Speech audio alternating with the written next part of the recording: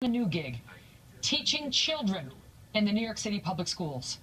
The author that broke this story joins me now. Brian Burrough is a special correspondent at Vanity Fair and the author of Days of Rage, America's Radical Underground, the FBI, and the Forgotten Age of Revolutionary Violence. Brian, great to see you.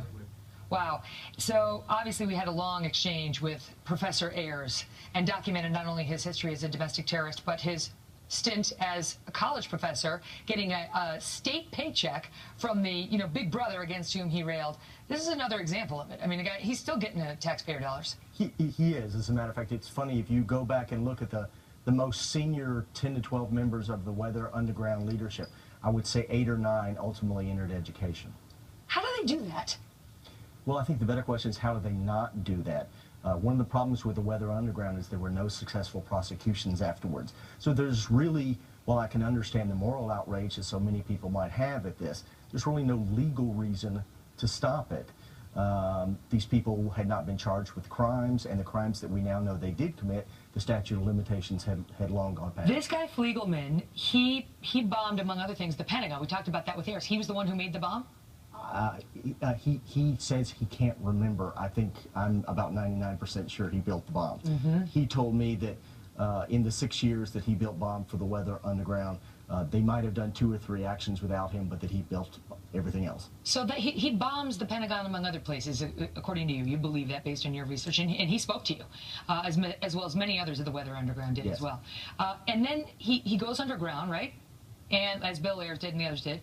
Does anybody ever come calling? Did the cops ever try to bring a case against him or knock on his door? No, absolutely not. When the Weather Underground kind of imploded in 1976 and 1977, many of its members simply returned to ordinary life. In Fliegelman's case, he returned to his parents' house in Philadelphia and to the job that he left to go underground in 1969, teaching underprivileged children.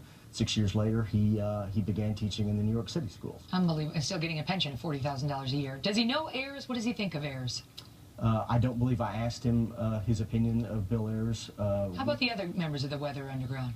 Well, one of the things you find in interviewing alumni of Weather and the other underground groups is there's a good deal of resentment toward the handful of people who have attracted all the attention in the media. First and foremost, Bill Ayers. There's a feeling, and I can't necessarily personally ascribe this to Ron, but there's a feeling among some of these people that we built the bombs, we took the risks, and they're out there getting all the credit. Oh, I see.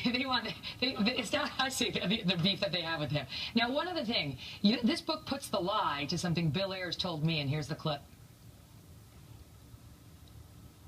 Wait for it. You realize people could have been hurt. You admitted that at the beginning of the interview. I said people could have been hurt, and thank God they weren't, and we made every attempt not to, and they weren't. Do you appreciate the recklessness of that? I don't say it wasn't reckless. Who are you to potentially endanger the lives of those individuals who may have been in or around those buildings? I don't say it wasn't reckless, and I don't say it wasn't illegal. It was illegal. We crossed lines of legality. They made every attempt not to hurt people. Turns out to be not so true. The question actually has 2 answers. There were 2 phases of the Weather Underground. What Bill Ayers does not want us to know, because he just doesn't, is that for the first 3 months of its existence in early 1970, in fact, the Weather Underground did set out to kill people, policemen. It made several attempts, including one that I disclosed for the first time in the book, to kill policemen. What happened, unfortunately, was they managed to blow themselves up first, and this necessitated a change in tactics. And that led to the second phase of the Weather Underground that Bill Ayers refers to, which did not attack and attempt to kill people. It was largely protest bombings of the Capitol, the Pentagon, and buildings like that late at night that by and large did not injure or wound people. Wow. Brian Burrough, I recommend the book to everybody. Again, it's called Days of Rage, and it comes out a week from today? Yes. All right, a week from today.